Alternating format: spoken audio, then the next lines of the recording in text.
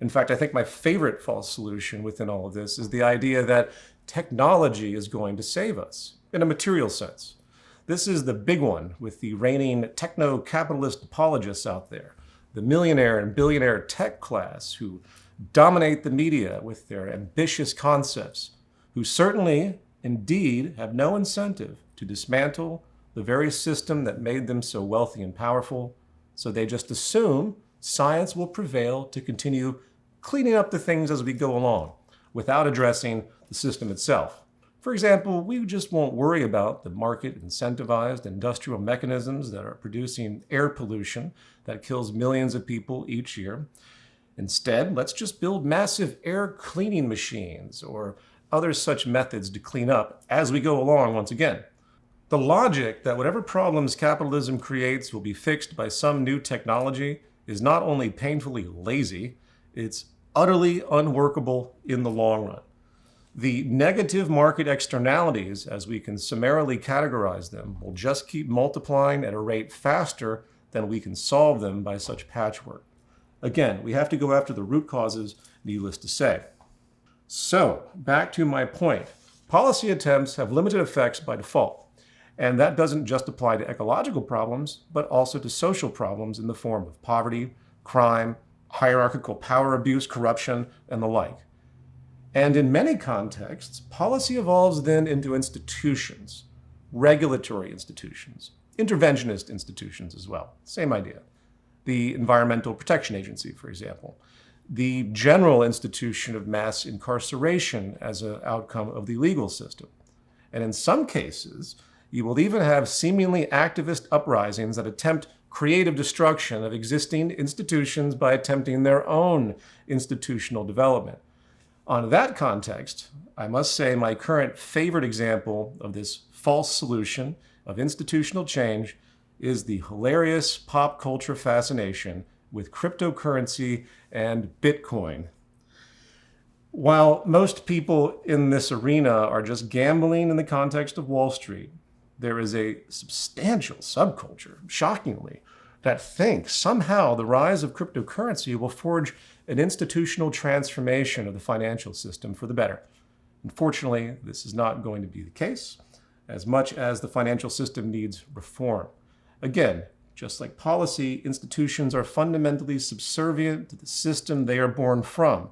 Bitcoin is no different, and is just a system modulation that ultimately challenges nothing in terms of the fundamental flaws of the financial and banking institution realm, resting, in fact, on a grand delusion and mythology, largely rooted in old libertarian ideas around so-called sound money. Please understand, it doesn't matter how sound you think money is or could be in whatever form, as long as it exists as part of the larger order market system, there will never be much of a difference in core outcomes for public health and society. For example, the persistence of inflation and debt. I have long been a critic of the fiat system and have described its basis in debt as a form of slavery, which is precisely the function it serves. But even if you were able to design a currency that wasn't built upon debt on the government level, meaning the elimination of central banks, debt would still be present through the loan structure of commercial banks or whatever institutional variation arises to replace it. Even if all currency in the world were replaced by cryptocurrency, being peer-to-peer, decentralized, the same structure would still materialize to distribute that currency to people that don't have it, as per the inherent income imbalance generated by market trade. The same market trade that would also incentivize fees for those loan transactions, which would serve the same role as, yes, interest charges. And boom, the debt-based indentured servitude society persists. And I mean that as a broad distinction. It doesn't have to pertain to cryptocurrency. But let's get to inflation. What's missing in that conversation is understanding the system adaptation, as simplicity has moved to complexity over the past 100 years. Bitcoin is designed to only produce 21 million coins, and it's argued that this scarcity reduces inflationary risk. This is merely a variation of the utility of a gold standard or precious metals backing a currency from hundreds of years ago. The point people don't ask when they reflect on why we don't use a fixed money supply or backing anymore, moving into the realm of near infinite fiat, has to do with the total system evolution as it continues to evolve from simplicity to complexity. Modern capitalism today cannot function with a fixed money supply. It is too inflexible to compensate for the extreme imbalances constantly created in the modern global system. It doesn't matter how much you subdivide a single Bitcoin. It comes down to the value of the total supply, the total Bitcoin supply in this case. The moment immediate monetary needs of society exceed that value, the entire society locks up. In the fiat system, value can be created out of thin air based on need and regionally so. Yes, there are huge problems with the fiat system, but the fiat system is consequential of the larger order market economy and the system-level imbalances it creates. A fixed money supply, no matter how vast, is a recipe for disaster in such a complex economic architecture. There will be massive crises that will still happen because of the very nature of market economics itself, having nothing to do with the nature of currency itself, and those crises will have to be met with mass liquidity injections of values, monetary values, that can meet those needs, addressed regionally in virtually all cases. Therefore, coming back to the phenomenon of inflation, this is just what the total system has to do in its current adaptive form. If you don't believe that, just model it with modern statistics. Imagine an island with X number of people. They create a fixed money supply with a given value. You mirror the velocity dynamics of the real world, meaning how the rate of exchange, how fast things are changing hands, and then start unbalancing the system in terms of wealth and income disparity, as is endogenously consistent by mass market trade. And over time, you're going to see that the money supply gets sucked up by fewer and fewer people, along with cyclical major crises that will occur, and that society will come to a halt if new monetary value isn't introduced out of thin air. It is inevitable. In the end, the cryptocurrency sphere is a huge waste of time and energy from a social change perspective. And I hope people who have been sucked into this delusion begin to understand that. If you're into gambling, go ahead. Take other people's fiat money, as quite ironically, the very value of each crypto coin is literally derived from fiat currency.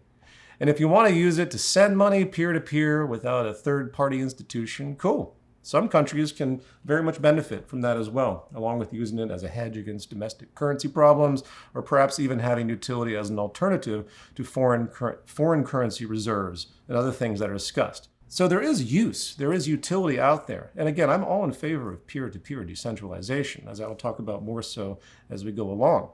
But please, please stop the nonsense, distraction, that this marks some new path toward revolutionary change. It doesn't. So in the end, all of this Bitcoin and crypto delusion has really done is cause great damage to the activist community through distraction. And it's rather grotesque to see propagandists promote it in this way as a grand solution, when all they're really doing is trying to get other people to buy it so the price will continue to rise for the sake of the propagandist's wealth that already own it. In fact, as an investment or gambling asset, which is likely all it will ever be, Bitcoin is arguably the most idealized Ponzi asset ever conceived of, as the perceived utility is absent of everything but conjecture, and its foundational scarcity can only push the idea of the price rising. And that's why it's so popular as the mass delusion it is. Unlike stocks, which symbolize the behavior of an existing company, crypto has no fundamental relationship to anything but the vast subjective assumptions of its purpose, coupled with its contrived scarcity once again. It's really quite fascinating and quite depressing as well. In fact, the whole phenomenon can be summarized with an old Woody Allen joke. A guy walks into a psychiatrist's office and says to the doctor, "Hey, my sister thinks she's a chicken." And the doctor says, "Well, you should bring her in. We'll try to fix this." And he says, "No, I can't. You see, we need the eggs." Now, before we move on, I'd like to say one more thing on the issue of false solutions and bad assumptions. The ever-pervasive idea that your individual ethical actions are going to carve out a better world, irrespective of the existing social system. The implication of this thinking is that the economic system is neutral or malleable by way of unorchestrated intention. Ideas such as voting with your dollar, buying ethically sourced this or that, riding your bike to work to avoid hydrocarbon use, and so forth. The idea being that as long as you, as an individual, have proper moral compass, and if we all have proper moral compass, whatever that means, everything will work out, regardless of the pre-existing system you are inside of. No. Such behaviors should be encouraged, of course, but they are not functional towards system change for a few reasons. First is the subjective nature of what morality is supposed to be within the current culture. Where does a culture derive its sense of ethical responsibility? It's not the scope of this podcast to go into such philosophical analysis, but what we can agree upon is that morality and ethics are a cultural phenomenon, begging the question, where does the culture come from? It comes primarily from the system of survival and the social relations inherent to it. And as far as I'm concerned, a truly moral person wouldn't just be concerned about overt abuses, such as the fact that there are more slaves in the world than any time in history, in human history, according to United Nations standards, but also the very incorporation of human exploitation itself, which defines the very essence of market capitalism. The extraction of surplus value, to use a technical term. You can only generate profit through imbalance, such as seeking cost efficiency, which is often rooted in the exploitation of a desperate human being for labor power. Most are drawing arbitrary lines when it comes to what they think is morally appropriate or not, and that is consequential to the social system itself, which determines the overall moral aptitude of society, what we call normal. Similarly, we can directly see what the socioeconomic system is incentivizing and rewarding and realize that the average person is going to go with that flow for their basic day-to-day survival. From a person who must save money due to income scarcity, that does not have the luxury of supporting businesses that may be doing things a little bit more humanely, a little bit more ethically, a little bit better in terms of production and sustainability, to the general business mindset required to stay profitable, which is fundamentally competitive. Meaning, if you run a business with truly sustainable practices, the costs incurred will force you to lose your competitive edge and lose money in the long run. That's why unsustainable practices prevail, because it's too expensive to do things properly as you compete. And a common cliche retort to that, of course, is, well, if you produce more sustainable goods, people are going to want to promote sustainability and simply spend more money on them. You will create the demand by your ethical behavior.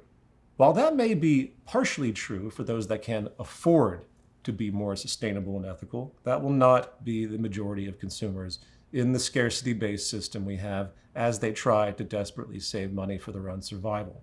The vast majority simply do not have the luxury of this kind of behavior. And the same goes for wanting to care more about your employees as a business owner. Pay them more than the average industrial wage. The result is the same. You will lose a competitive edge and lose money in the long run. Why? Because the strategic advantage within capitalist competition is in the abuse of the habitat, the abuse of each other. It is self-regulating tyranny, if you will. And there's really no escape from that. Businesses will simply fail if they do not conform to fundamentally abusive practices, relatively abusive practices, we'll put it that way, in this game of strategic market exploitation. In fact, in recent news, Kroger Corporation here in the United States has been under antitrust scrutiny due to its proposed $25 billion merger with Albertsons, another grocery chain.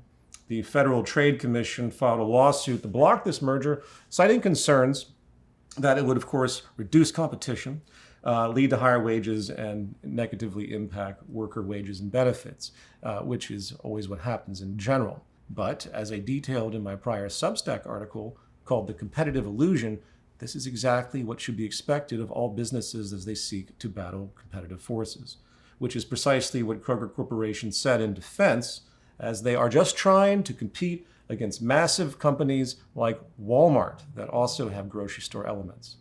I mean, what do you expect?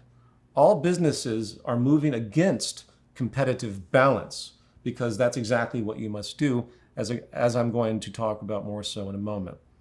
My main point here relates to this delusion that there are other options in the market economy to be anything but unsustainable, abusive, and monopolistic.